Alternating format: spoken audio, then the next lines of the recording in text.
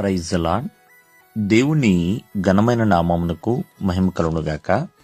దేవుని పేరట మీ అందరికీ హృదయపూర్వక వందనాలు. ఈ ఉదయకాలము దేవుని వాక్యాన్ని విందాం.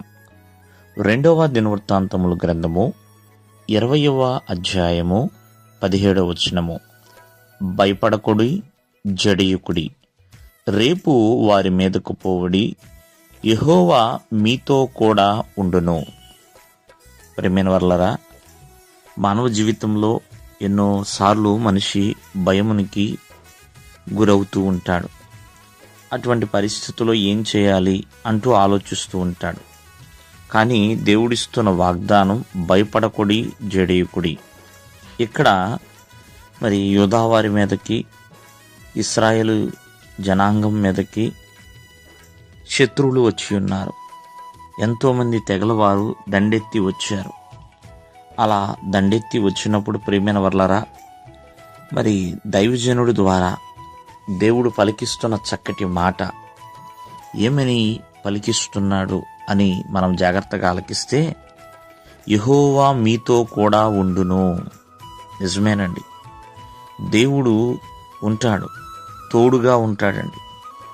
కాబట్టి పరిస్థితిని చూసి, ఉన్న సమస్యను చూసి, శత్రువు యొక్క బాహుబలమును బట్టి భయపడుతున్నావేమో, భయపడవద్దు, నమ్మిక ఉంచు అని దేవుని యొక్క వాక్యము సెలవిస్తుంది. యెహోవా మీతో కూడా ఉండును. దేవుడు మనతో ఉన్నప్పుడు ఏం జరుగుతుంది అంటే, ఎప్పుడైతే దేవుడు మనతో ఉంటాడో దావీదు వలె శత్రువుని గెలవగలుగుతాం. దావీదుతో కూడా దేవుడు ఉన్నాడు కాబట్టే ఆనాడు గొలియాతుని ఓడించగలిగాడు.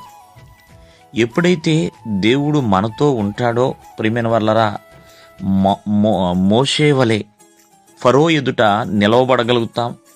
ఇశ్రాయేలు ప్రజలని ఎంతో ఓర్పుతో, సహనముతో 40 సంవత్సరాల పాటు నడిపించాడు. కాబట్టి ప్రియమైన వర్లరా, దేవుడు మనతో ఉన్నప్పుడు ఎక్కడికైనా మనం నడవగలుగుతాం. దేవుడు నిలవబెడతాడు ఎవరి ఎదుటైనా సరే. అంటే అటువంటి సమాధానమును, సామర్థ్యమును దేవుడు ఇస్తాడు. కావున ప్రభువు మీతో కూడా ఉండును అని ఉదయకాలం ముందు దేవుడు వాగ్దానం ఇస్తున్నాడు. కాబట్టి నమ్ము, ప్రార్థన చేయి. ఇక్కడ యోధావారు, యెరూషలేము కాపురస్తులు, యెహోషాపాతు రాజు చేసిన పని ఒకటే, దేవుని సన్నిధికి వచ్చి ప్రార్థన చేశారు, ప్రభువుని ఆశ్రయించారు. అయా ప్రభువనేనా అంటూ దేవుని మీద ఆధారపడ్డారు. అందుకని దేవుడు చెప్తున్నాడు, నేను మీతో కూడా ఉంటాను అన్నట్లుగా. దేవుడు ఉండటం వలన విజయం వస్తుంది, అంతేకాదు సమాధానం వస్తుంది, ముందుకు నడిపించబడతాము. దేవుడు మిమ్మల్ని ఆశీర్వదించునుగాక. ఆమేన్.